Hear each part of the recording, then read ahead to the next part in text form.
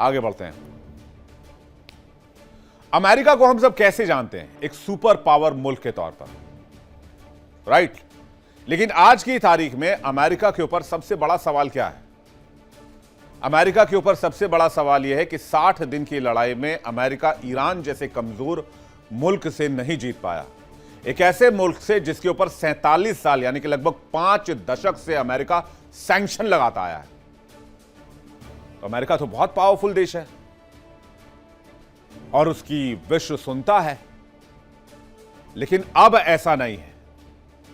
Donald Trump ने अपने 1.5 साल के करियर में, लगभग 1.5 साल होने वाले हैं अभी, लगभग 1.5 साल के करियर में अमेरिका की काया पलट कर दी, अमेरिकी साख मिटा दी और अमेरिका को इतना बड़ा डेंट दिया जिससे रिकवर होने में अमेरिका को 8-10 साल लग जाए। लेकिन इसका सबसे ज्यादा फायदा किसको हुआ? चीन को हुआ। चीन पूरी दुनिया में अपनी भूमिका को बहुत पॉजिटिवली, बहुत तेजी से आगे बढ़ा रहा है और अमेरिका ईरान के साथ जंग में फंसा हुआ है, खुद का नुकसान करवा रहा है। अपनी एयर डिफेंस टेक्नोलॉजी से लेकर अपनी रक्षा तकनीक, अपनी डिफेंस इंडस्ट्री, सबकी मटिया मेट कर रख दी डोनाल्ड ट्रंप ने और अपनी बादशाहत भी खो चुका है। इसका ताजा जवाब चीन से आया। चीन और अमेरिका के बीच खींचतान आधुनिक इतिहास की सबसे बड़ी भू राजनीतिक घटना होने वाली है। कैसे चीन पावरफुल बनता जा रहा है, ड्रैगन तैयार हो रहा है और अमेरिका डूब रहा है, यह समझने की कोशिश करते हैं। एक तरफ अमेरिकी अर्थव्यवस्था पर $40 ट्रिलियन का कर्ज है, दूसरी ओर चीन की जीडीपी फास्टेस्ट ग्रोइंग जीडीपी में से एक है और अमेरिकी सुरक्षा व्यवस्था को लेकर जो सच्चाई सामने आई है उसने दुनिया की सबसे ताकतवर माने जाने वाली अमेरिकी एयर डिफेंस सिस्टम की पोल पट्टी खोलकर रख दी। यह बात अमेरिकी राष्ट्रपति डोनाल्ड ट्रंप की सेना खुद मान रही है। अमेरिकी रक्षा मंत्रालय के हेडक्वार्टर यानी पेंटागन के अंदर हड़कंप मचा हुआ है। अधिकारियों का मानना है कि यह सिस्टम बड़े हमलों, खासकर हाइपरसोनिक और क्रूज मिसाइलों से बचाने में लगभग नाकाम है, जैसा कि ईरान की लड़ाई में काफी हद तक हमने देखा है। चीन, रूस और दूसरे देशों की बढ़ती सैन्य ताकत ने अमेरिका की चिंता बढ़ाई है और इसी वजह से एक नए और महंगे गोल्डन डोम रक्षा सिस्टम की योजना बनाई जा रही है जो भविष्य के खतरों से अमेरिका को बचाएगा। तो सुपर पावर को डर लगने लगा है। पेंटागन यह मानकर चल रहा है कि यूएस की डिफेंस इंडस्ट्री कमजोर हुई है, डिफेंस सिस्टम कमजोर हुआ है। यूएस को एडवांस मिसाइल डिफेंस सिस्टम की जरूरत है। दुश्मन देश नॉन बैलिस्टिक खतरे विकसित कर रहे हैं, हाइपरसोनिक लंबी दूरी की क्रूज मिसाइलें, और यह बहुत खतरनाक है, अमेरिका को सीधे निशाना बना सकते हैं। दुश्मन देश यूएस को चीन, रूस, ईरान और नॉर्थ कोरिया से खतरा बताया जा रहा है। पेंटागन की रिपोर्ट में दावा किया जा रहा है कि रक्षा और सैन्य अधिकारियों ने 2027 के बजट को लेकर संसद को यह भी कहा है कि अमेरिका को एडवांस्ड मिसाइल डिफेंस सिस्टम की जरूरत है और अगर यह नहीं मिला तो सीधे तौर पर अमेरिका खतरे के जद में होगा। तो क्या अमेरिका रूस से डर रहा है? क्या अमेरिका को चीन से डर है? जाहिर सी बात है, दोनों देशों की ताकत बढ़ रही है और अमेरिका का डरना लाजमी है, क्योंकि पिछले 5 दशक में अमेरिका ने जो कुछ किया है पूरी दुनिया में, उसका खामियाजा भी तो भुगतना होगा, उसका हिसाब किताब कभी ना कभी तो देना होगा। अमेरिका के दुश्मन देश नॉन बैलिस्टिक खतरे विकसित कर रहे हैं, जिनमें हाइपरसोनिक और लंबी दूरी की क्रूज मिसाइलें शामिल हैं, जो सीधे अमेरिका तक पहुंच सकती हैं। खबर है कि पेंटागन ने साल 2027 के लिए रक्षा बजट $1.5 ट्रिलियन मांगी है, जिससे अमेरिका को मल्टी लेयर डिफेंस सिस्टम मिल सके। इस योजना में 175 से 185 बिलियन डॉलर की लागत वाला गोल्डन डोम सुरक्षा कवच भी लिया जा सकता है। खबरों के माने तो चीन जैसे देश अपनी मिसाइल ताकत, खासकर हाइपरसोनिक हथियारों में तेजी से बढ़ोतरी कर रहे हैं, जो पारंपरिक रक्षा सिस्टम से बच निकलते हैं। इन कमजोरियों को दूर करने के लिए अमेरिकी अधिकारी ट्रंप की गोल्डन डोम योजना का समर्थन कर रहे हैं। इसमें अंतरिक्ष में सेंसर, जमीन पर इंटरसेप्टर, आर्टिफिशियल इंटेलिजेंस से चलने वाले कमांड सिस्टम और डायरेक्ट एनर्जी हथियार जैसी नई तकनीक शामिल की जाएगी। खबर यह है कि ईरान जंग के बीच अमेरिका का रक्षा भंडार भी लगभग साफ हो चुका है। पेंटागन जापान और दक्षिण कोरिया से युद्धपोत डिजाइन और बनवाने की योजना पर विचार कर रहा है। देरी, लागत और मजदूरों की कमी से जूझ रहे अमेरिका के लिए यह पल बहुत खतरनाक है। और आज की तारीख में रक्षा जानकार यह भी दावा कर रहे हैं कि अगर डायरेक्ट वॉर हो जाए, आमने सामने की लड़ाई हो जाए, तो चीन से मुकाबला नहीं कर पाएगा अमेरिका। इसलिए जापान और दक्षिण कोरिया से डायरेक्ट युद्धपोत खरीदने की प्लानिंग में है पेंटागन। पेंटागन इसे 2027 के बजट में शामिल करना चाहता है। जापान के मोगामी क्लास को खरीदेगा अमेरिका, दक्षिण कोरिया के डेगू क्लास जहाज को खरीदेगा अमेरिका। इन देशों के साथ मिलकर जहाज बना सकता है यूएस। पेंटागन की सोच का मकसद अमेरिकी नौसेना को मजबूत करना है, क्योंकि अमेरिका यह बात अच्छी तरीके से जानता है कि आज की तारीख में समंदर में अगर अमेरिकी बादशाहत को कोई चुनौती दे सकता है तो वो है चीन, वो है ड्रैगन। ड्रैगन ने अभी अपनी आर्मी में, नेवी में type 004 nuclear powered aircraft carrier को शामिल किया है। लेकिन उधर दूसरी तरफ अमेरिका की नेवी अभी देरी, मजदूरों की कमी, बढ़ती लागत, देश पर $40 ट्रिलियन की कर्ज जैसी दिक्कतों का सामना कर रही है। और अगर यह प्लान कामयाब हुआ तो द्वितीय विश्व युद्ध के बाद ऐसा पहली बार होगा जब अमेरिका किसी दूसरे देश से बड़े युद्धपोत खरीदेगा। इसकी सबसे बड़ी वजह है ड्रैगन, चीन, शी जिनपिंग, जो हर साल 6 से 10 डिस्ट्रॉयर बना रहे हैं, जबकि अमेरिका इससे बहुत पीछे है। वो सिर्फ 4 ही डिस्ट्रॉयर बना पा रहा है और आज की तारीख में वो 4 भी पूरे नहीं हो पा रहे। यानी चीन को टक्कर देने के लिए और चीन से मुकाबले के लिए अमेरिका आज की तारीख में तैयार नहीं है। लेकिन अमेरिका और चीन में टकराव सिर्फ सामरिक मुद्दे पर नहीं, बल्कि कई सारे मुद्दे हैं जिसमें दोनों में सीधे तौर पर टकराव हो सकता है। ताइवान के मुद्दे पर दोनों देश में टकराव है और आज की तारीख में ताइवान तो इतना वर्नरेबल है कि चीन आज चाहे तो आज ताइवान को कंट्रोल कर सकता है, क्योंकि साउथ चाइना सी में अमेरिका इस वक्त बहुत कमजोर है। अमेरिका का पूरा फोकस, सारी आर्मी सब ईरान की तरफ है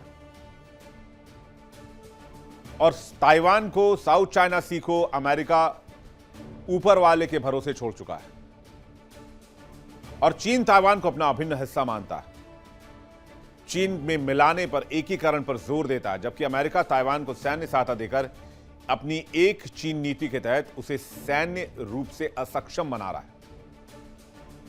और आज की तारीख में चीन को पता है कि अमेरिका यहां पावरफुल नहीं है। अमेरिका किसी भी ऑपरेशन को रोकने में अगर वापस आता है तो उसे कम से कम 10 से 15 दिन का वक्त लगेगा, तब तक चीन का काम हो जाएगा। इसलिए ताइवान को घेर रहा है चीन। चीन ने ताइवान को घेरने का काम शुरू कर दिया है। ताइवान ने दावा किया है कि 2 युद्धपोत इलाके में देखे गए हैं। चीन के 2 युद्धपोत पेंगहू द्वीप के पास दिखे हैं। ताइवान ने निगरानी के लिए नौसेना तैनात कर दी, अपनी वायुसेना और नौसेना को तुरंत डिप्लॉय किया। ताइवान रक्षा मंत्रालय ने जानकारी दी। ताइवान का कहना है कि चीन लगभग हर दिन उसके आसपास की समुद्री सीमा और आसमान में हवाई सीमा में घुसपैठ करता है। चीन और ताइवान का विवाद भी काफी पुराना है। चीन ताइवान को अपना हिस्सा मानता है, जबकि ताइवान कहता है कि वो एक अलग और आजाद लोकतांत्रिक देश है। चीन की दादागिरी से निपटने के लिए ताइवान अमेरिका का सहारा लेता है और अमेरिका ताइवान को सुरक्षा का भरोसा देता है। यह वैसे ही सुरक्षा का भरोसा है जैसे मिडिल ईस्ट को अमेरिका ने दिया हुआ था, जिसकी पोल पट्टी ईरान ने खोल दी। और यकीन मानिए, आज की तारीख में चीन अगर हमला करता है ताइवान पर या एक्शन लेता है तो अमेरिका कुछ नहीं कर पाएगा, जैसे मिडिल ईस्ट में कुछ नहीं कर पाया। इस वक्त वो ईरान युद्ध में फंसा हुआ है और यही वजह है कि चीन ने ताइवान पर कब्जे को लेकर अपनी गतिविधियां तेज कर दी है। इंटरनेशनल मीडिया की माने तो पिछले 24 घंटे में ताइवान के आसपास 9 चीनी युद्धपोत और 22 सैन्य विमान देखे गए। ताइवान ने अपनी निगरानी क्षमता बढ़ाने के लिए ड्रोन, नए रेडार सिस्टम और इंफ्रारेड तकनीक का इस्तेमाल बढ़ाने की बात कही है। उसने दोहराया कि ताइवान किसी भी देश का हिस्सा नहीं होगा और अपनी मर्जी से चलेगा। तो क्या ताइवान को अमेरिका बचा पाएगा? क्या ड्रैगन के सामने टिक पाएगा? अमेरिका का आना मुश्किल लग रहा है। अमेरिका ईरान के साथ जंग में फंसा हुआ है। अगर ईरान से भागता है तो जंग से भागने के आरोप लगेंगे। वैसे भागने के मामले में अमेरिका का इतिहास पुराना रहा है। वियतनाम से भाग चुका है, इराक सीरिया से भाग चुका है, अफगानिस्तान से भाग चुका है। कई चीजों को अमेरिका ने ताइवान के पास से निकालकर मिडिल ईस्ट में तैनात कर दिया और ईरानी जंग में बहुत नुकसान और बहुत तबाही हो चुकी है अमेरिका के लिए। फिर ताइवान के साथ और भी कई मुद्दे हैं जिस पर चीन और अमेरिका आपस में भिड़ते हैं। आर्थिक और व्यापारिक युद्ध भी दोनों में जारी है। 2026 में भी अमेरिकी टैरिफ और चीनी सामानों पर प्रतिबंध अमेरिका की ओर से जारी है। अमेरिका चीन पर अनुचित व्यापार प्रथाओं का आरोप लगाता है। हालांकि दोनों पक्षों के बीच नाजुक समझौता बना हुआ है। व्यापार को लेकर कई बार अमेरिका प्रतिबंध लगाता है और आर्थिक सैंक्शन लगाता रहता है। अभी हाल ही में चीन की 40 शिप्स को अमेरिका ने बैन कर दिया और कुछ कंपनीज भी बैन कर दी। इसलिए दोनों में व्यापार के वर्चस्व को लेकर भी जंग है। अमेरिका उन्नत सेमीकंडक्टर चिप्स और एआई आर्टिफिशियल इंटेलिजेंस तकनीक को चीन तक पहुंचने से रोकने के लिए एक्सपोर्ट कंट्रोल्स कर रहा है ताकि चीन को सैन्य रूप से, तकनीकी रूप से तेजी से आगे बढ़ने के लिए रोका जा सके।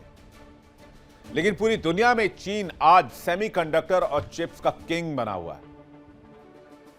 इस मामले में तो अमेरिका की भी कोई औकात नहीं आज की तारीख में चीन के सामने। रेयर अर्थ मेटल्स को रिफाइन करने का सबसे बड़ा इंफ्रास्ट्रक्चर चाइना के पास है और हालत तो यह है कि रेयर अर्थ मटेरियल सेमीकंडक्टर्स के लिए अमेरिका डिपेंड करता है चीन पर।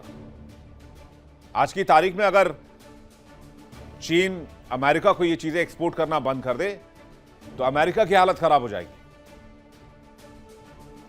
2025-26 में ऐसी एक कहानी हुई। चीन ने इन खनिजों के निर्यात पर लाइसेंसिंग कंट्रोल कर अमेरिका के खिलाफ इसे हथियार के तौर पर इस्तेमाल किया, जिससे अमेरिका फड़फड़ाने लगा। इसको लेकर अमेरिका ने चीन पर सैंक्शन भी लगाया। फिर दोनों में एक छोटी सी डील हुई कि भाई आप हमारे कमजोर नस पर हमला नहीं करेंगे और हम आपके कमजोर नस पर हमला नहीं करेंगे। अब इधर साउथ चाइना सी में सैन्य शक्ति प्रदर्शन को लेकर भी दोनों टकराते रहते हैं। इसके बाद एक और मामला आता है, ब्रिक्स करेंसी का मामला, जो दबे पाव लेकिन बढ़ रहा है, लेकिन तेजी से बढ़ रहा है। असली गेम क्या है? अमेरिका चाहता है कि उसके खिलाफ कोई भी करेंसी ना उभरे, डॉलर की बादशाहत पूरी दुनिया में बरकरार है। लेकिन रूस, चीन, ईरान, भारत समेत कई देश, ब्राजील, साउथ अफ्रीका जैसे कई मुल्क ये चाहते हैं कि डॉलर को टक्कर देने के लिए करेंसी आनी चाहिए, जिसे ब्रिक्स करेंसी कहा जा रहा है। और इसको लेकर डोनाल्ड ट्रंप बहुत चिढ़ते हैं। इसलिए ब्रिक्स के मुद्दे पर चीन से बहुत तकरार रहती है। आपको याद होगा जब शी जिनपिंग, पुतिन और पीएम मोदी के एसयू समिट में मुलाकात हुई थी, तब कितना बौखलाया था चीन। और डोनाल्ड ट्रंप का वो ट्वीट याद कीजिए जिसमें उन्होंने कहा था कि हमने अपने पुराने मित्र को ऐसा लग रहा है कि खो दिया है। यह हालत हो गई थी। लेकिन इधर चीन ब्रिक्स गठबंधन का विस्तार कर रहा है, G7 के समानांतर एक मजबूत गुट तैयार कर रहा है। यह गठबंधन ग्लोबल साउथ की आवाज बनता है। और ब्रिक्स क्या कर रहा है? ब्रिक्स अमेरिकी प्रभुत्व को चुनौती दे रहा है। इसलिए ब्रिक्स के मुद्दे पर अमेरिकी राष्ट्रपति डोनाल्ड ट्रंप दुनिया को धमकाते हैं, खास करके ब्राजील को धमकाते हैं, रूस को धमकाते हैं, भारत को धमकाते हैं, चीन को धमकाते हैं, दक्षिण अफ्रीका को भी धमकाते हैं। लेकिन उसका दायरा सिर्फ इतना ही नहीं, इसमें मिस्र भी है, इथोपिया भी है, ईरान भी है, सऊदी भी है, यूएई भी है, सब साथ आ चुके हैं। और यही ब्रिक्स का जो विस्तार हो रहा है, ये अमेरिका के लिए दिक्कत है। मैं तो कहता हूं ब्रिक्स एक सोल्यूशन है आज की तारीख में। ब्रिक्स में जितने भी एशिया, साउथ एशिया के जितने भी देश हैं, सबको कनेक्ट करके और अपने करेंसी पर व्यापार या ब्रिक्स करेंसी पर व्यापार शुरू कर देनी चाहिए, जिससे डॉलर की जो मेंटालिटी बनी हुई है और डॉलर की जो मोनोपोली बनी हुई है अमेरिका की, वो ध्वस्त हो जाए। और इसी वजह से अमेरिका और चीन की भी नहीं बनती। वैसे दुनिया भर में डॉलर की स्थिति खराब हो रही है। डॉलर के विकल्प के रूप में ब्रिक्स करेंसी का इस्तेमाल भी किया जा रहा है और कई देश अपनी करेंसी का भी इस्तेमाल करते हैं। जैसे भारत यूपीआई का इस्तेमाल करता है, रुपया का इस्तेमाल करता है, चीन युआन का इस्तेमाल करता है। अमेरिका के लिए बहुत बड़ा झटका है, क्योंकि अगर डॉलर की करेंसी का इस्तेमाल कम होगा तो डॉलर को लेकर जो फायदा अमेरिका को मिलता है वो सब घटती चली जाएगी। आर्थिक तौर पर आर्थिक ताकत जो है वो कमजोर हो जाएगी। रूस, ईरान, ब्राजील युआन का इस्तेमाल कर रहे हैं। अर्जेंटीना और बांग्लादेश में भी व्यापार युआन में हो रहा है। अमेरिका और चीन में किसी एक बिंदु पर टसल नहीं है। कई पॉइंट्स हैं जिसमें से कुछ इंपॉर्टेंट पॉइंट्स मैंने आपके सामने रखे हैं। अब एक और सबसे बड़ा इंपॉर्टेंट पॉइंट है, चाइना को ईरानी तेल ना पहुंच पाए, ये सबसे बड़ा कॉन्फ्लिक्ट है। और बहुत जानकारी मानते हैं कि अमेरिका ने ईरान पर हमला ही सिर्फ इसलिए किया क्योंकि चीन की जो बादशाहत है सेमीकंडक्टर और रेयर अर्थ मटेरियल को लेकर, उसको किसी भी कीमत पर रोका जाए। क्योंकि चीन 90% आज भी फॉसिल फ्यूल पर डिपेंड करता है। जाहिर सी बात है, जो सीन बन रहा है, जिस तरह के हालात दिख रहे हैं, उसमें चीन और अमेरिका का भविष्य में टकराना तय है। देखिए इंडिया डेली 24/7 अब आपके स्मार्ट टीवी पर। इंडिया डेली मौजूद है सभी डिजिटल प्लेटफॉर्म पर लाइव और लगातार। इंडिया डेली 24/7 हर दिन राष्ट्र को समर्पित।